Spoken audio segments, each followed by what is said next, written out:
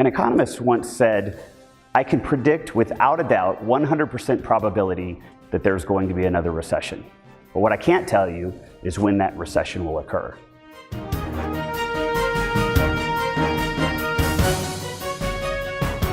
Something interesting has happened during this last 10-year expansion of our economy.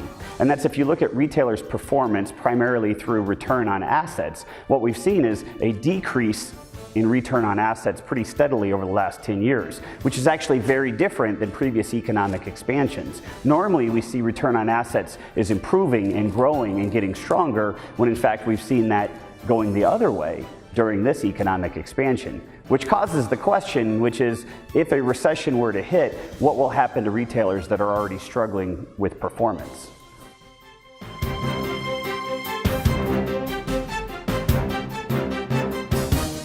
There's a structural change happening in retail primarily across three dimensions. Number one is the shift to digital, which everybody knows about. Number two is the shift to discount. And third is the increased competition from retailers from other markets, primarily Europe.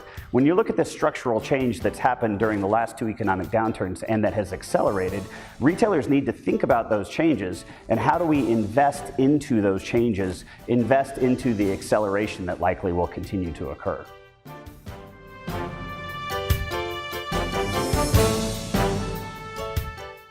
The playbook for cutting costs within retail is tried and true. First thing that happens is they cut store labor, they begin to cut services, etc. They take out back office costs. They look at indirect procurement, try to take that out. Honestly, that doesn't work anymore. That playbook has been run, and most organizations are fairly efficient today. There are a number of things retailers can do today to prepare for a potential recession in the coming years. First, determine why they matter, why they're relevant to the customer. 2, build a war chest, invest in growth. 3, embracing technology today around automation, RPA, and other leading-edge technologies to be able to bend the cost curve over time. And finally, look outside the four walls to embrace partnerships and other ways to go get at cost that extend beyond the enterprise.